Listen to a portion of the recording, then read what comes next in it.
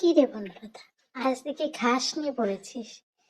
এতদিন তো ফুল গাছ নিয়ে ব্যস্ত ছিলি, আজ আবার ঘাস গাছকে নিয়ে ব্যস্ত হয়ে গেলে দেখি। যা তা বলিস না তো। এটাকে ঘাস বলে অপমান করছিস কেন? এটা স্পাইডার প্ল্যান্ট। দেখ, এটা কি সুন্দর ছোট ছোট ফুল হয়। আর ওই যে এর পাতাগুলো মাকড়সার মতো ছড়িয়ে ছড়িয়ে থাকে, তাই এটার নাম স্পাইডার প্ল্যান্ট। ও তাই বুঝি। তা আজ এটাকে দিয়ে কি করবি তুই?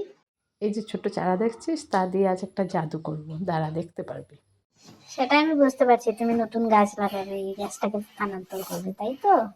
তুই ঠিকই ধরেছিস, আমি গাছটাকে স্থানান্তরই করব।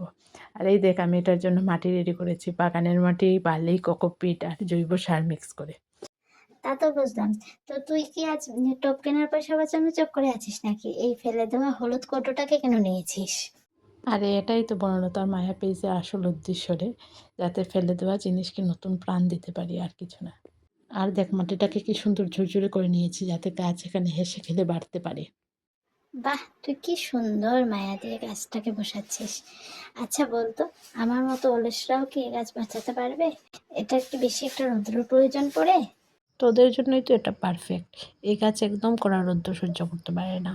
ঘরের ভিতরে বা বাইরে হালকা আলোতে রাখলে ওরা খুব সুন্দরভাবে চলে। আর ঘরে থাকলে ওরা ঘরের বাতাসকে একদম শুদ্ধ করে দেয়। বলিস কি, একটা গাছের এত গুণ? তা ওই আমাকে একটা দিস তো, আমি ঘরে নিয়ে একটা লাগাবো। আর ওই খালাতো কেটে এটা কি দেখা যাচ্ছে বে? ওইটা কি গাছ? ওইটা কি অন্য কাউকে দিবি? না হলে আমাকে দিয়ে দে, আমি নেবো। তোকে নিয়ে আর পারছি না রে, তুই পুরো একটা লোভী। এটা নয়নতারা গাছ। আজকে তুই স্পাইডার প্লেনটি নিয়ে যা, নয়নতারার গল্প আগামী দিন হবে। আগামী দিন তোর সঙ্গে করবো। আচ্ছা তাই দে, তাই দিয়েই আমি খুশি থাকি, আর কি করা যাবে। আর এই যে আপনারা যারা শুনছেন, আপনাদের এই বনলতার মায়া পেজের গল্প কেমন লাগছে একটু কমেন্ট করে জানাবেন। আপনারা যদি জানান তাহলে আমরা একটু উৎসাহিত হই, আর কিছু না। ধন্যবাদ।